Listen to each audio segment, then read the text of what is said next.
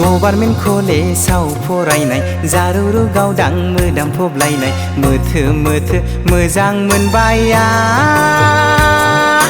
खानाय खफायाव बिबार थुनायखो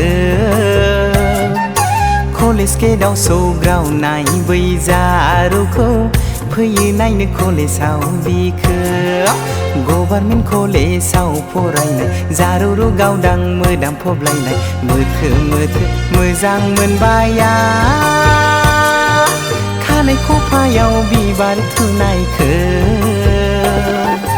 कलेज गेटआव सौग्रावनाय बै जारुखौ फैयो नायनो कलेजाव बिखो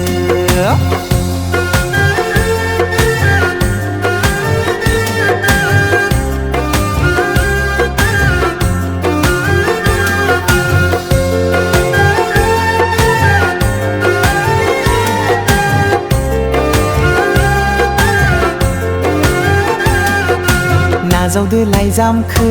आगै गोथार गोसो लानानै जायोब्ला गोरोन्थि होदो निमाहा आंगो साननानै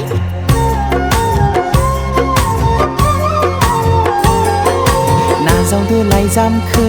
आगै गोथार गोसो लानानै जायोब्ला गोरोन्थि होदो निमाहा आंगो साननानै गावदां बै अखाफोर बादि आंनि नोंखौ अननाया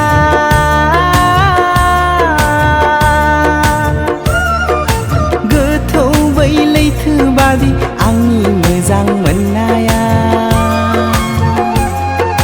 थैजों लिरहरनाय आंनि गोथार नैबे लाइजामा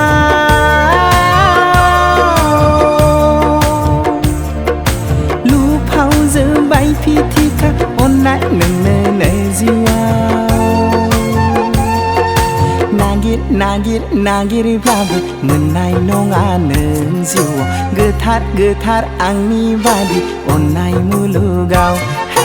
नागिर नागिर नागिरब्लाबो मोननाय नङा नों जिउआव गोथार गोथार आंनि बादि अननाय मुलुगाव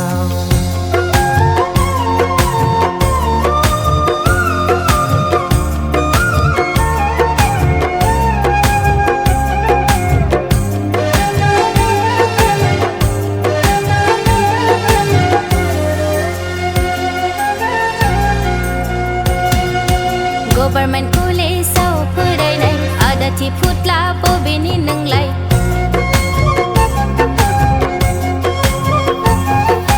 गभार्नमेन्ट कलेजाव फरायनाय आदाथि फुथ्ला बबेनि नोंलाय गोदै गोदै रावजों गलिग्रा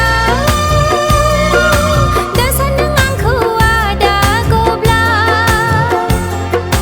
सिख्ला फोथायनायावब्ला नों फाखा गब्ला दासान नागै बिदि नों दासान आंनि अननायखौ नंखाय नों दासान दासान दासान नागै बिदि नों दासान आंनि अननायखौ नंखाय नों दासान सेंग्रा गोसो रायदावखागोन ना सिखोला नुब्लाय दावखागोन ना है है सेंग्रा गोसो रायदावखागोन ना